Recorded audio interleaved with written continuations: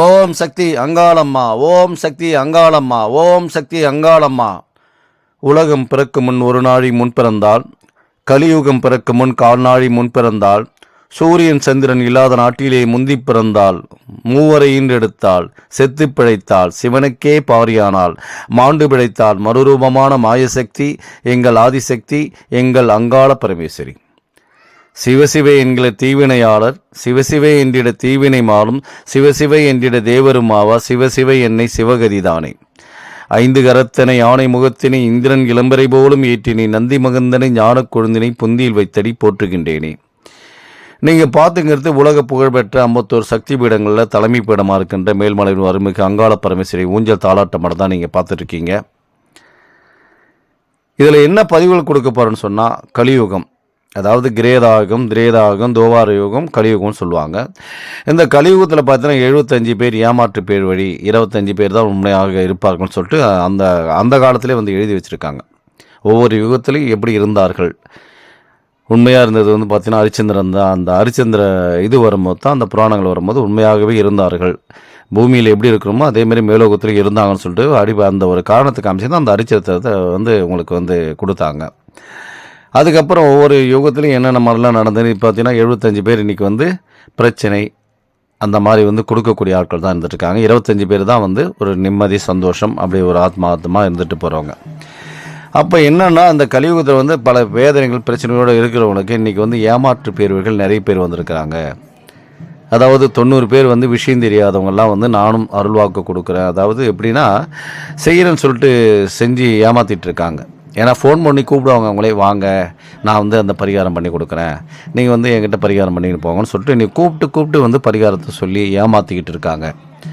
அப்போ என்ன பண்ணணும்னா, அம்மானி சக்திகள் நம்ம மூலியமாக ஒரு சிலர் பூசாரிகள் இருப்பீங்க, ஆன்மீகத்தில் இருப்பீங்க, அதுவும் பெண்கள் பூஜை க்ளீனாக வச்சுருப்பாங்க, அம்மா அருள்வாக்கு கொடுக்குறவங்க, அவங்க சொன்னாங்கன்னா அப்படியே கரெக்டாக இருக்குன்னு சொல்லுவாங்க ஒரு சிலர்லாம். அவங்களுக்கு மேற்கொண்டு என்ன பண்ணணும்னு சொன்னால், அந்த அம்மாவை நிலைநிறுத்திக்கணும். நம்ம மேலே இருக்கிற அம்மாவை முழுமையாக அந்த அளவு போடுறதுலேருந்து எல்லாமே நிலைநிறுத்தி, நம்ம கொடுக்குற வாக்கு பலிதமாகுதா, நம்ம சொல்கிற வாக்கு கரெக்டாக நடக்குதா, அம்மா நம்ம மேலே இருக்கிறாங்க, அந்த வாக்கு சித்தி பெற்றிருக்கா, நம்ம சொல்கிற பலன்லாம் கரெக்டாக இருக்குதான்னு சொல்லிட்டு நீங்கள் ஆய்வு பண்ணிக்கணும். அதுதான் பார்த்தீங்கன்னா இன்றைக்கி நிறைய பேர் மேலே கருப்பு சாமி இருக்குது, குலதெய்வம் இருக்குது, அங்காளம்மா இருக்கிறாங்க, சமயபுரத்து மாரியம்மன் இருக்கிறாங்க, ஓம் சக்தி இருக்குது. பல ரூபங்களில் பல உருவங்கள் அம்மா அவங்க மேலே இருந்துகிட்ருக்காங்க. ஒரே பேரில் 3 பேர், 3 சாமி 4 சாமியெல்லாம் கூட இருக்கிறது இருக்குது. அவங்க மேலாம் இதெல்லாம் வந்ததுக்கு காரணம் என்னென்னா, இந்த கலியுகத்தை காப்பாற்றக்கூடிய இடத்துல தான் நீங்கள் இருக்கிறீங்க. நீங்கள் உண்மையாக இருப்பீங்க. யாரும் அந்த மாதிரி ஆட்கள்லாம் பார்த்தீங்கன்னா பணம் வாங்க மாட்டாங்க. மேக்ஸிமம் பார்த்தீங்கன்னா ஒரு வேப்பிலை மந்திரமாக இருக்கட்டும், ஒரு விபூதி பிடிச்சதாக இருக்கட்டும், அப்படியே சாமியை நினச்சிக்கிட்டு விபூதி போட்டு விடுவாங்க. சாமி நினச்சிக்கிட்டே என்ன பண்ணுவாங்க, அம்மா இது நல்லபடியாக இவங்க என்கிட்ட வந்திருக்காங்கம்மா, இவங்க சரியாயிடுமான்னு சொல்லிட்டு ஒரு தாயத்தை போடுவாங்க. ஒரு தகுதி எழுத தெரியாது, எப்படியோ அவங்க அந்த டைமில் என்ன மனசில் தோணுதோ அப்படியே செய்வாங்க. இன்றைக்கி கூட ஒரு சில சாமி பார்த்திங்கன்னா பெண்கள் அவங்களே அம்மாவே சொல்லிக் கொடுப்பாங்க. கழிப்பு எடுக்கிறதுலாம் எனக்கு தெரியாதுங்க, சக்கரங்களுக்கு எப்படி போகிறதுனே தெரியாது, நானே தான் போட்டு அம்மா என் கூட வழி நடத்துனாங்க அப்படின்னு சொல்லிட்டு சொல்லி உட்கார வச்சுருவாங்க. அவங்களாம் பார்த்தீங்கன்னா காசு கேட்குறது கூட கூச்சப்படுவாங்க, அச்சப்படுவாங்க. ஏன்னா நம்ம பலன்கள்லாம் இருக்கணும். அவங்க செஞ்சு போனால் நல்ல காரியம் பரவாயில்லைங்க, அவங்ககிட்ட செஞ்சேன் இன்றைக்கி நல்லா இருக்கிறாங்கன்னு சொல்ல பேர் வரணுன்றதுக்காக தான் என்ன பண்ணுவாங்க, பலனும் சொல்லுவாங்க, அதுக்கான முயற்சியை எடுத்துக்கிறாங்க. அந்த மாதிரி ஆட்கள் மேலே தான் அம்மா வருவாங்களே தவிர, பணத்துக்காக ஆசைப்படுறவங்க மேலே நிச்சயமாக அம்மா இருக்க மாட்டாங்க. அது பொய் பித்தலாட்டம், நம்பி யாரும் ஏமாறாதீங்க. ஃபோன் பண்ணி கூப்பிட்டாங்கன்னா போகாதீங்க. ஏன்னா நாங்களே என்ன பண்ணுவோம்னா, ஃபஸ்ட்டு டெஸ்ட் பண்ணி தான் பார்க்க கூப்பிடுவோம். வாங்க நீங்கள் டெஸ்ட் பண்ணி பாருங்கள், அது உண்மையாக இருந்தால், அம்மா சொல்கிற விஷயங்கள்லாம் கரெக்டாக இருந்தால் அப்புறம் பரிகாரம் பண்ணிங்க. அப்புறம் 2000 ரூபாய் பம்பை செட்டுக்கு கொடுங்க. நாங்கள் அதன் மூலயமா உங்களுக்கு என்ன பாதிப்பு இருக்குதுன்னு சொல்லிட்டு கூப்பிட்டு அதுக்கப்புறம் தான் நாங்கள் அவங்கக்கிட்ட சொல்கிறோம். நீங்கள் பரிகாரம் பண்ணாலும் சரி பண்ணாட்டாலும் சரி, அதை பற்றி நாங்கள் கவலைப்படுறதில்ல. ஏன்னா நாங்கள் மலையனூர் கோயிலில் தலைமை குருக்களாக இருந்துகிட்ருக்கோம். இந்த கோயில் பூசாரிகள் ஒரு 2-3 வாத்தியார்கள் எல்லாம் இருந்துட்டு பண்ணிகிட்டு இருக்கோம். ஆரம்ப காலத்துலேருந்து எங்கள் தொழிலே இது தான். அந்த மாதிரி நாங்கள் பண்ணும்போது எங்ககிட்ட இருந்து அம்மா சித்தி விளையாட்டு பல விஷயங்கள் சொல்கிறாங்க. அதுதான் நாங்கள் உங்களுக்கு நாங்கள் பண்ணிகிட்ருக்கோம். ஏன்னு சொன்னால், நீங்கள் இந்த அளவு போடுறத அம்மாவை வர வச்சு நம்மக்கிட்ட இருக்கும் போதே அளவு போட்டுங்க, எத்தனை அளவுன்னு கேட்டுங்க, நிரந்தரமாக தங்குறதுக்கு என்னென்ன வழிகள் இருக்குதுன்னு சொல்லிட்டு நாங்கள் பண்ணி கொடுத்துட்றோம். அதுக்கப்புறம் நீங்கள் என்ன நாளைக்கு குறிமேடை அமைக்கலாம், இல்லை உட்காரலாம். ஏன்னா உங்கள் மூலிமா ஏதோ உலகத்துக்கு ஏதோ ஒரு சொல்லணும்னு ஆசைப்பட்றாங்க. ஏதோ ஒன்று தெரியப்படுத்தணும்னு ஆசைப்பட்றாங்க. அதனால தான் உங்கள் மேலே வந்து இறங்கியிருப்பாங்க. இல்லைன்னா சாதாரணமாக வந்து இன்றைக்கி குடும்ப பெண்கள் வீட்டு பெண்களுக்கு மேலெலாம் வந்து சாமி ஆடிட்டு இருக்காங்க. பார்த்தீங்கன்னா அப்படியே கோயிலை சுற்றி வரும்போது பம்படிக்கும் போது ஆடிட்டு வருவாங்க. விரதம் வச்சு 48 நாள் விரதம் இருந்து அவங்க மேலெல்லாம் வராத சாமி வந்து இவங்க மேலே சாதாரணமாக இறங்குவாங்க. இதுக்கு காரணம் என்னென்னா அந்த பூஜைகள் முறைகள் எல்லாம் வந்து அவ்வளோ அழகாக அற்புதமாக செஞ்சிட்ருப்பாங்க. பெரிய ஆடம்பரம்லாம் இருக்காது. நீங்கள் பார்த்தீங்கன்னா இன்றைக்கி ஏழ்மையான வீட்லேயும் அங்காளமாக இருக்கிறாங்க, பணக்கார வீட்லேயும் அங்காளமாக இருக்கிறாங்க. எளிமையான இடத்துலையும் அம்மா இருப்பாங்க. அதாவது எல்லா இடத்துலையும் அம்மா வந்து கலந்து தான் இருந்துகிட்ருக்காங்க. அப்போ என்ன காரணம்னா நம்ம விருப்பப்பட்டு செய்கிறது தான். நிறைய பேர் கேட்குறாங்க, அம்மாவுக்கு இதை செய்யலாங்களா, அதை படைக்கலாம் அதை படைக்கலாங்களா, அப்படிலாம் கிடையாது. எல்லாமே அவங்களால் படைக்கப்பட்டதா. பூமியில் வந்து அவங்க எல்லாமே விதைச்சது தான் இன்றைக்கி நம்ம வந்து படையலாக போட்டிருக்கோம். அதுதான் இன்றைக்கி வந்து காசு கொடுத்து வாங்கி போகிறோம். ஆதி காலத்தில் தான் வேப்பிலையே மாலையாக கட்டி தோரணமாக கட்டி நீங்கள் தொங்க விட்டாவே போதும். அருகம்பல் மாலையாக போட்டு தொங்க விட்டாவே போதும். உங்களுக்கு ஆஞ்சநேயருக்கு பார்த்தீங்கன்னா வட மாலைலாம் சாத்துவாங்க. அவங்களுக்கு பிடிச்சது லட்டுலேயே வந்து இது பண்ணுவாங்க. நிறைய நம்ம விஷயங்கள் என்னென்ன நினைக்கிறோமோ மனசில் நினைக்கிறோமோ அதை நம்ம செஞ்சாவே போதும்.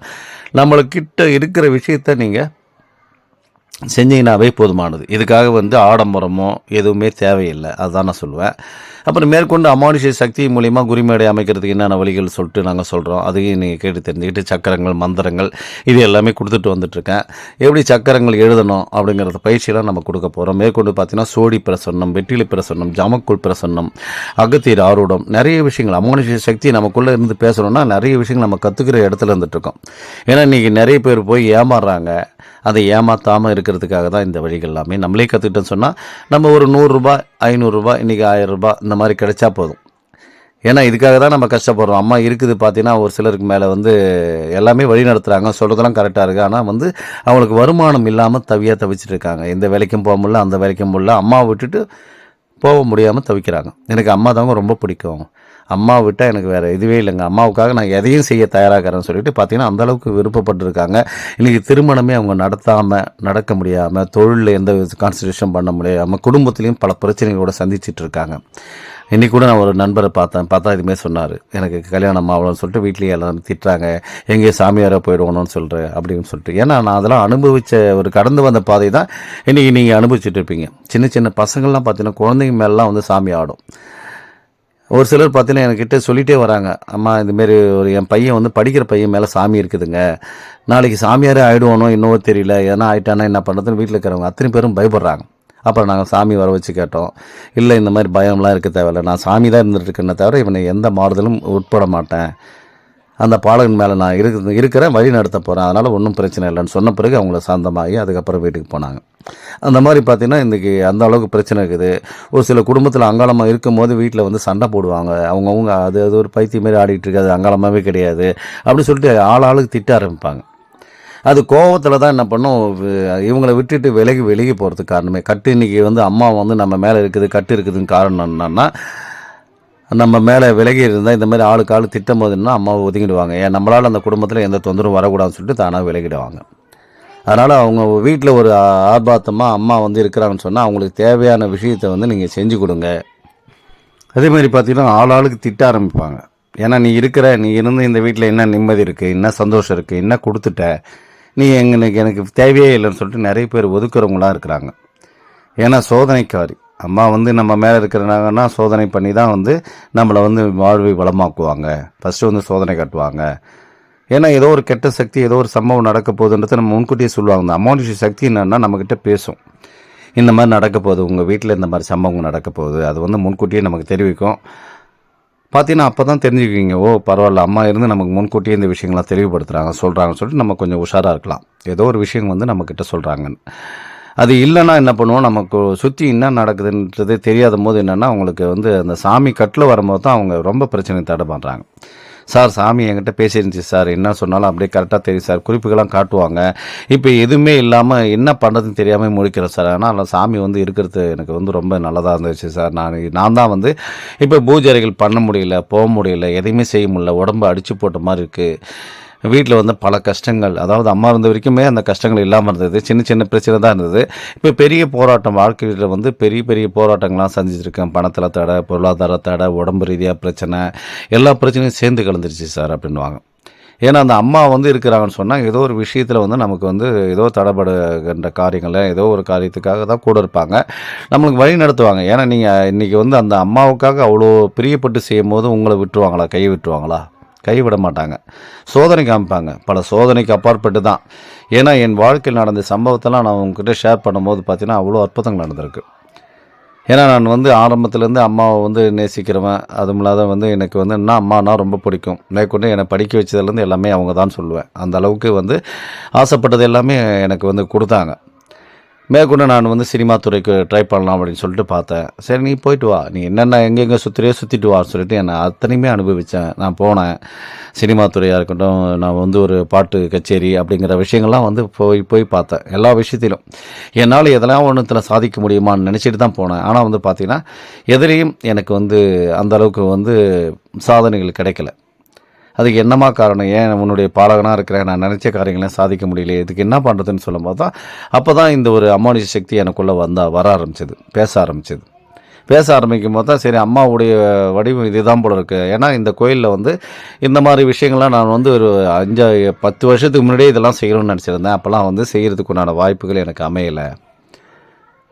நான் இதெல்லாம் வந்து ஒரு 10 வருஷத்துக்கு முன்னாடியே செய்யணும்னு நினச்சிருந்தேன். ஏசிக்கிட்டு எல்லாத்தையும் நம்ம பர்மிஷன் கேட்டுட்டு எல்லாத்தையுமே செய்கிறதுக்கு உண்டான வாய்ப்புகள் எல்லாமே வந்தது. ஆனால் அந்த டைமில் செய்ய முடியல. அதுக்கப்புறம் தான் இப்போ தான் நான் ஆரம்பித்தேன். இந்த வீடியோ எப்படி எடிட் பண்ணுறதுன்னு கூட எனக்கு தெரியாது. எல்லாமே கொஞ்சம் கொஞ்சமாக கற்றுக்கிட்டு தான் வந்து உள்ளே வந்தேன்.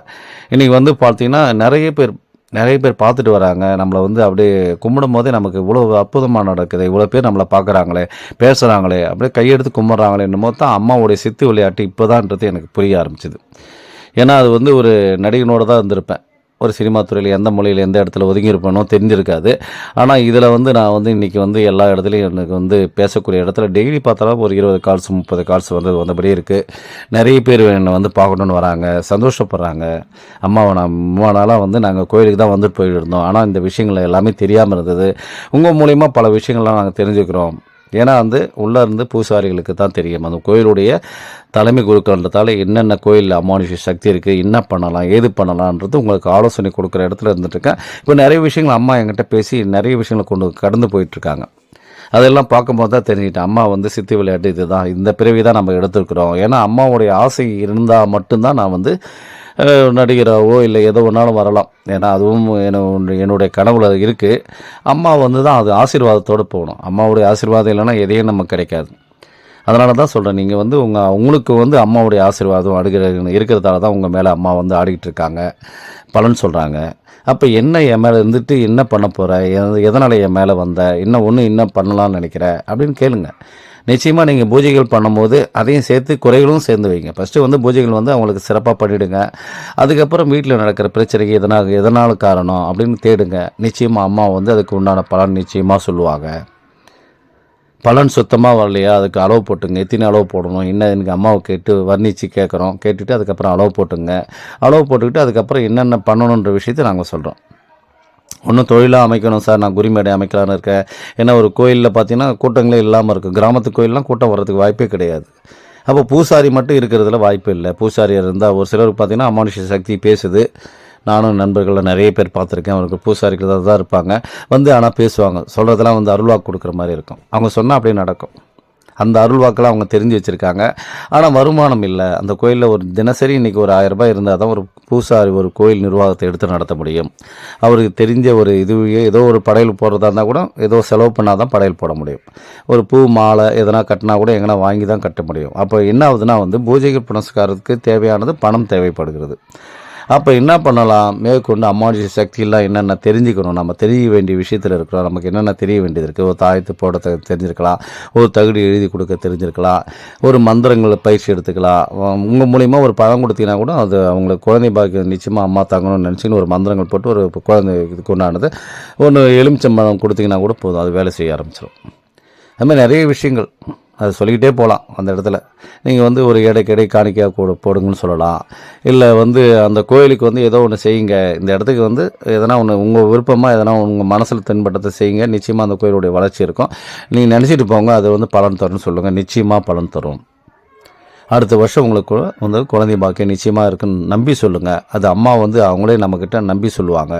அதுக்காக தான் இந்த பிரசன்னங்கள் வகைகள்லாம் நீங்கள் கற்றுக்கணும்னு சொல்கிறது காரணமே. ஏன்னா நீ சாமி மட்டும் ஆடினா போதாது, அதில் வருமானங்கள் அந்தளவுக்கு வாய்ப்பில்லை. ஒரு ஜோதிடரோ ஒரு இந்த மாதிரி ஒரு சோழி பிரசனமோ வெற்றிலை பிரசனமோ போட்டிங்கன்னா நிச்சயமாக அந்த இடத்துல ஒரு 10 பேர் 20 பேர் வருவாங்க. உங்களை கேட்குறதுக்காக, ஆலோசனை கேட்குறதுக்காக வருவாங்க. கடிகாரத்தை பார்த்தே கூட சொல்லலாம், இது நடக்கும் நடக்காதுன்னு சொல்லிடலாம். அவ்வளோ பயிற்சிகள் இருக்குது, அவ்வளோ முயற்சிகள் இருக்குது. எல்லாமே தெரிஞ்சு வச்சுட்டு உட்காரும் போது தினசரி உங்களுக்கு 1000 ரூபாய் நிச்சயமாக கிடைக்கும். அதுக்குள்ள மந்திரங்கள், வழிபாட்டு முறைகள், சக்கரங்கள் எல்லாமே நம்ம வந்து பேசிக் லெவல்லேருந்து கொடுத்துட்டு வரப்போகிறேன். அதை வந்து பயன்படுத்துங்க. பயன்படுத்தி நல்லா இருக்குது சார், பரவாயில்ல, நீங்கள் கொடுத்த மந்திரங்கள் சக்கரங்கள்லாம் வேலை செய்யுது, பரவாயில்லைங்கன்னு சொன்னால் மேற்கொண்டு ஹையர் லெவல்லேருந்து நம்ம கொடுக்க போகிறோம். அப்போ ஜாதகங்கள்லேருந்து கற்றுக்கலாம். ஒன்று ஜாதகத்தெல்லாம் பார்த்தீங்கன்னா மேக்ஸிமம் ஒரு 15 நாள் 20 நாளில் கூட வந்து நம்ம ஒரு மாதத்துக்குள்ளே கூட அந்த ஜாதகத்தை வந்து பார்த்துட்டு பலன் சொல்லக்கூடிய அளவுக்கு இன்றைக்கி அந்த அளவுக்கு திறமையாக நம்ம கொடுக்க போகிறோம். அதனால் அடுத்தடுத்த விஷயத்துக்கு நீங்கள் உங்கள் வந்து கேட்டுட்டு பயன்படுத்துங்க. பயன்படுத்தும் போது நிச்சயமாக உங்களுக்கு உள்ளான பலன் நிச்சயமாக கிடைக்கும். ஏன்னா கோயில் நடத்தணுன்னா நமக்கு வருமானம் தேவை. அதுக்கப்புறம் பார்த்திங்கன்னா இன்றைக்கி வந்து திருவிழா நடத்துறதுக்கு அதுக்கப்புறம் டோனர் எல்லாமே கொடுப்பாங்க. அந்தந்த ஊர்லேயும் அந்த தலைவர் பெரிய மனுஷன்லாம் இருப்பாங்க. அவங்களால குறிப்பிட்ட ஒரு தொகையை கொடுக்கும்போது அந்த இடத்துல திருவிழா நடத்துவீங்க. சாதாரண நாள்லாம் ஜனங்க வரதுக்கு வாய்ப்பே இல்லை. ஒரு வெள்ளிக்கிழமை, ஞாயிற்றுக்கிழமை அந்த மாதிரி நாளில் தான் வருவாங்க. இந்தமாரி ஒரு தொழிலை தெரிஞ்சு வச்சுட்டு உட்காந்திங்கன்னா நிச்சயமாக அந்த இடத்துல வந்து 10 பேர் கேட்கறதுக்கு, பலன் கேட்கறதுக்காகவே வருவாங்க. இப்படி தான் நாங்கள் கோயில் வந்து வளர்ச்சி அடையணும். இப்போ நான் வந்து ஏற்கனவே அம்பாள் இந்த கோயிலுக்கு வந்து நிறைய பேர் வந்துட்டு இருந்தாங்க. இப்போ நான் சொல்ல என்ன ஆகுதுன்னா எல்லா மாவட்டத்துலேயும், ஏன்னா இப்போ 51 சக்தி பீடங்களில் தலைமை பீடம் இதுதான் சொல்லும் போது இப்போ தேடி வந்துட்டுருக்காங்க. அதனால் என்னால் ஒரு 10 பேர், 100க்கு ஒரு 10 பேர் எக்ஸ்ட்ரா வந்தால் அது ஒரு வளர்ச்சி தானே. இது வரைக்கும் தெரியாதவங்களுக்கும் தெரியப்படுத்துகிறோங்கிற மாதிரி தெரியுது இல்லைங்களா. அந்த மாதிரி தான் ஒரு வளர்ச்சியும் ஒருத்தர் பார்த்து தான் வரும். ஏதோ ஒரு விஷயங்கள் அம்மாவை நம்ம கொடுக்குறாங்க, ஏதோ ஒன்று சொல்கிறாங்க, இது உங்களுக்காக தான் இந்த வீடியோ நினச்சிங்க. ஏன்னா இன்றைக்கி நிறைய பேர் கோயிலில் நடத்திட்டு இருக்கீங்க, அது வந்து என்ன பண்ணுறதுன்னு தெரியாமல் முடிச்சுட்டு இருப்பீங்க. இந்த மாதிரி விஷயங்கள்லாம் கொஞ்சம் கொஞ்சம் சேர்த்து கற்றுக்கிட்டிங்கன்னா போதும். இப்போ அதெல்லாம் பெரிய ஒரு இதுவும் இல்லை. இதெல்லாம் வந்து 2-3 நாள்லேயே கற்றுக்கிட்டு அதுக்கப்புறம் அந்த சோழி போட்டிங்கன்னா அது பலன் சொல்லலாம். அதுமாரி நிறைய விஷயங்கள் இருக்குது.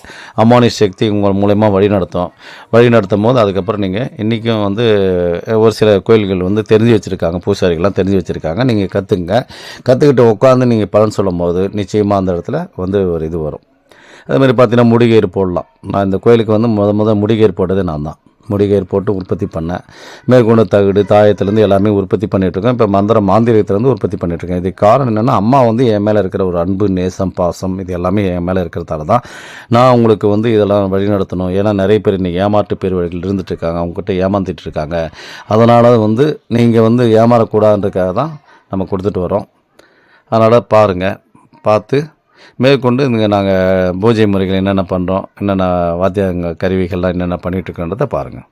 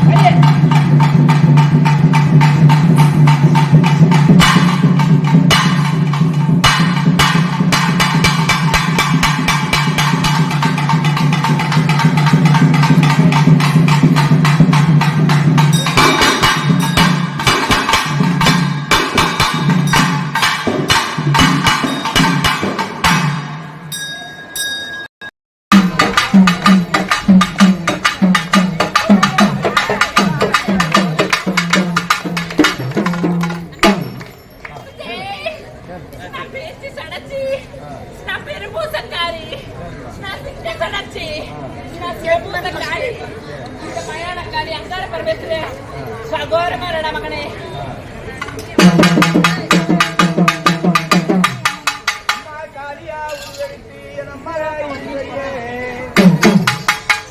கோழி முட்டை கண்ணழகி கோடாரி பல்லழகி ஐயா கோழி முட்டை கண்ணும் ஐயாவோட கோடாரி பண்ணும் அம்மா சிரிச்ச முகமும் ஐயா சிறிய பார்வையும் அங்காள தேவி கூப்பிட்டு அழைக்கும் போது எப்படி விட ஐயாட காளி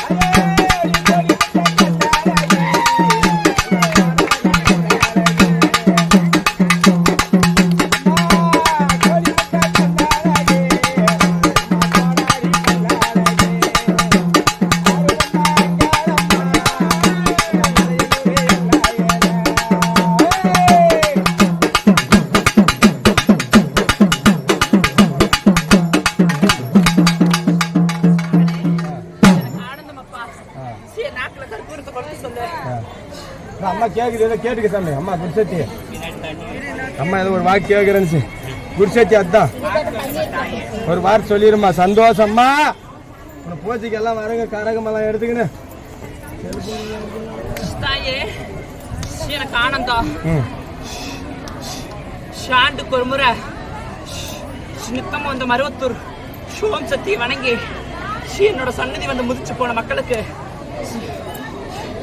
நான் என்னன்னைக்கு கைவிட்டது கிடையாது. என்னை நம்பி வந்த மக்களுக்கெல்லாம் பட்டி பெருகி பால்பான பக்கம் நான் பக்கத்துணை இருந்து பாதுகாத்து வரேன், கூடத்துறை இருந்து கொலகாத்து வரேன். இந்த மேல்மலையினோட அங்காள பரமேஸ்வரி நான் அண்ணு விட்டு வாக்கு அழியாத வாக்கு.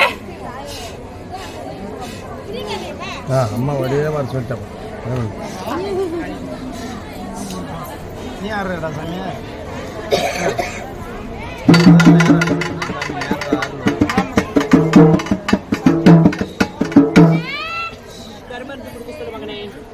கற்பூரம் வைக்கணும்.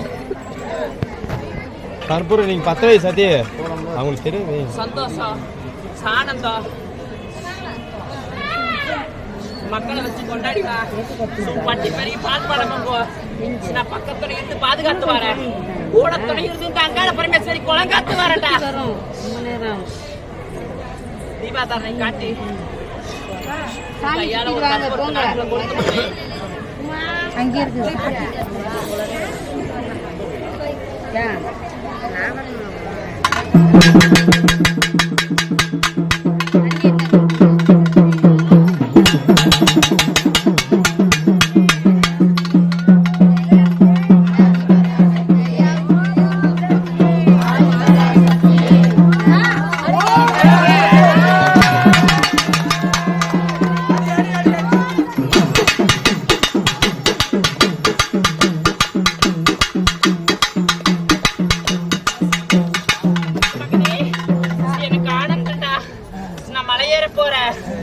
இந்த மலையனூர் அங்காளி நான் ஆனந்தமா மலையேற கண்ணா கோவிந்தா கூப்பிட சொல்லுடா.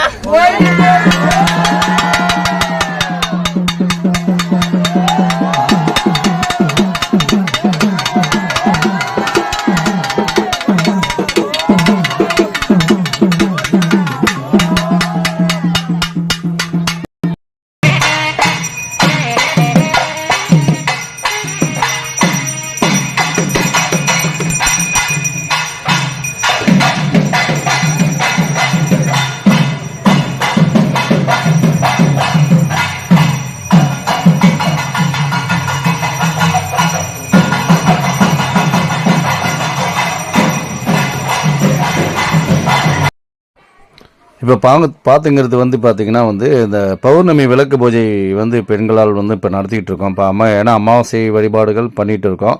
மேற்கொண்டு பௌர்ணமியிலும் ஏன்னா வெளியிலேருந்து வரவங்க வந்து பெண்கள் வந்து கஷ்டப்படுறவங்க பிரச்சனையாக இருக்கிறவங்க இந்த வழிபாட்டு முறையில் வந்து கடைபிடிக்கலாம்னு சொல்லிட்டு சாயந்தரம் 6 மணிக்கு மேலே தான் இந்த பூஜைகள் நடக்கும். வந்து பௌர்ணமி பூஜையில் வந்து விளக்கு பூஜையில் கலந்துக்கலாம். அது வந்து ஆஃபீஸ் நிர்வாகத்தை வந்து தொடர்பு கொண்டீங்கன்னா அவங்க வந்து அதுக்குண்டான எல்லாமே உங்களுக்கு எந்த மாதத்தில் வரும்ன்றது அவங்க குறிப்பிட்டு கொடுப்பாங்க. ஏன்னா இங்கே ஒரு குறிப்பிட்ட நபர்கள் மட்டும்தான் உள்ளே வர முடியும். அதனால் வந்து இத்தனை நபர்களுக்கு தான் அனுமதி சீட்டுன்னு ஒரு கணக்கு இருக்குது. அதனால் முன்பதிவு பண்ணிவிட்டு அதுக்கப்புறம் இந்த விளக்கு பூஜையில் வந்து கலந்துக்கலாம். எதுக்கு நான் சொல்கிறேன்னு சொன்னால், நம்மளுடைய பிரச்சனைகள் வந்து தீர்க்கறதுக்கு வந்து நம்மளே தான் முயற்சி பண்ணணும். மேற்கொண்டு பார்த்திங்கன்னா, இந்த அருள்வாக்கு கொடுக்குறீங்க, குறிமேடை அமைக்கணும்னு நினைக்கிறவங்க, கோயில் பூசாரிகளாக இருப்பீங்க, இவங்கெல்லாம் வந்து என்னென்னா நமக்கு ஒரு ஆலோசனை கேட்டுட்டு ஃபஸ்ட்டு வந்து அம்மா வந்து வருதுன்னு சொன்னால் அதை நிலைநிறுத்தி அதுக்கப்புறமேட்டுக்கு மற்ற விஷயங்கள்லாம் கொஞ்சம் கொஞ்சமாக கற்றுக்குங்க, அளவு போட்டுங்க. சாமி வந்து நம்மளை விட்டு விலகிடுச்சுன்னா அப்புறம் கட்டில் வந்து மாட்டிக்குங்க. கட்டில் மகப்பட்டு நிறைய பேர் இன்றைக்கி வந்து பிரச்சனையை சந்திச்சுட்டு இருக்காங்க. கேட்டால் எல்லா இடத்துலையும் கட்டு போட்டிருக்காங்க சார் பார்த்தீங்கன்னா சொல்லுவாங்க. கோயிலுக்கு கட்டு போட்ட மாதிரி கட்டு போட்டிருப்பாங்க. கோயிலுக்கு வர கூட்டங்கள் கூட அவங்க வராது. ரெண்டாவது அவங்களுக்குள்ளே ஒரு கட்டு போட்டிருக்கும். கட்டு போட்டு அவங்களுக்கும் வந்து எதுவுமே பலன் தராது. சொன்னாலும் அதுக்கு முன்னாடி சொன்னால் கரெக்டாக இருக்குது சார், இப்போ நான் எது சொன்னாலும் பலன் தரல சார் அப்படின்னு சொல்லுவாங்க. அதுக்காக தான் என்ன பண்ணோன்னா அந்த கட்டுலாம் உடச்சிக்கணும். கட்டு உடச்சிக்கிட்டு அதுக்கு அப்புறம் வந்து அளவு முறையாக போட்டுக்கணும்.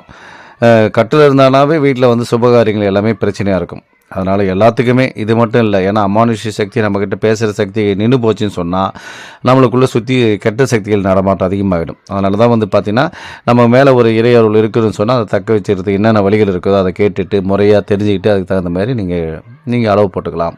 நீங்கள் நிறைய பேர் தெரியாமல் இருப்பீங்க. என் மேலே வந்து 10 வருஷமாக இருக்குது சார், 5 வருஷமாக இருக்குது சார்னு சொல்லுவாங்களே தவிர அது முறையாக அளவு போட்டுக்கிறது கிடையாது. அதுக்கப்புறம் பார்த்தீங்கன்னா சாமி போன பிறகு தான் அது ஆஸ்பத்திரி ட்ரீட்மெண்ட் அது இது சுற்றி கித்திட்டு அதுக்கப்புறம் வந்து சொல்லுவாங்க, சார் நாங்கள் எல்லா இடத்துலையும் போய் பார்த்துட்டோம் சார், எதுவுமே உங்களுக்கு வந்து நிவர்த்தி ஆகலை சார், என்ன பிரச்சனையே தெரியல சார்னு சொல்லுவாங்க. அப்புறம் நம்ம கேட்போம், வந்து விசாரணைக்கும் போது தான் தெரியும் ஏற்கனவே உங்கள் மேலே சாமி இம்மி வருமானம். ஆமாங்க, வந்துட்டு இருந்த சாமி நின்று போச்சுங்க, எத்தனை வருஷமாக நின்று போச்சுன்னு சொல்லும்போது அவங்களே சொல்லுவாங்க. அப்போ இந்த கட்டில் இருக்கும் போது தான் இந்த பிரச்சனை உங்களுக்கு வந்து அகப்பட்டிருக்கீங்க. இந்த பிரச்சனை எல்லாமே வந்து கட்டுக்குள்ளே வரும்போது இந்த பிரச்சனை எல்லாம் சேர்ந்து வந்துட்டு இருக்கும். உடம்பு ரீதியாக பிரச்சனை, மன ரீதியாக பிரச்சனை. ஒரு சிலர்லாம் பார்த்தீங்கன்னா ஆப்ரேஷனே பண்ணியிருக்கிறாங்க. வந்து இங்கே சொல்கிறாங்க ஆப்ரேஷனே பண்ணிக்கிறேன் சார்ன்றாங்க. ஏம்மா இதுமாரி பண்ணுறீங்க? ஏம்மா உங்கள் மேலே இருந்த அம்மா வந்து இல்லைன்னொன்னே அடுத்தது ஆலோசனைக்கு வர வேண்டித்தானே, என்னன்னு கேட்க வேண்டித்தானே. இல்லை சார், எங்களுக்கு ஞாபகம் இல்லை, எந்த ஒரு வழியும் எங்களுக்கு தெரியாமல் முழிச்சிட்டு இருந்தோம். அதுக்கப்புறம் ஆஸ்பத்திரி போய் பார்த்தீங்கன்னா இந்த பிரச்சனை இருக்குது, இந்த பிரச்சனை இருக்குது, உடல் ரீதியாக பிரச்சனை சொன்னாங்க. அதனால் ஆஸ்பத்திரியுமாவே சுற்றின்ட்டேன். இப்போ தான் தெரிஞ்சது, நீங்கள் சொல்லும் போது தான் இப்போ தெரிஞ்சுக்கிட்டேன் அம்மா வந்து என் மேலே இருக்கிறாங்கன்றது தெரிஞ்சுட்டு இப்போ கட்டு உடைச்சிட்டு போடாமல் வந்திருக்காங்கன்னு சொல்லிட்டு சொல்கிறாங்க. இதான் நீங்கள் பார்த்துங்கிறது மயான காளி தான் பார்த்துட்ருக்கீங்க. ஓம் காளி பகவதி பைரவி, என்னை எதிர்த்து வந்த எதையும் கட்டு, கடுகுமண பட்சியை கட்டு, மிருகத்தை கட்டு. ஓம் காளி ஓம் ருத்ரி ஓங்காரி ஆங்காரி அடங்களை கட்டி, நீ சபையை கட்டு, சத்துரை கட்டு, எதிரியை கட்டு, எங்கேயும் கட்டு. சிங் பங் லங் லங். ஓம் சிவாய நம சிவாய நம. ஓம் ஸ்ரீம் க்ளீம் வாம நம சுவாகா. இந்த நம்பருக்கு எல்லாமே கான்டாக்ட் பண்ணுங்கள். கான்டாக்ட் பண்ணிங்கன்னா உங்களோட டீட்டெயில் அத்தனையுமே நீங்கள் கேட்டு தெரிஞ்சுக்கலாம். இதை லைக் பண்ணாதவங்க லைக் பண்ணுங்கள், ஷேர் பண்ணுங்கள், சப்போர்ட் பண்ணுங்கள். நன்றி, வணக்கம். மேல்மலையின் தலைமை பூசாரி பூபதி ராஜா.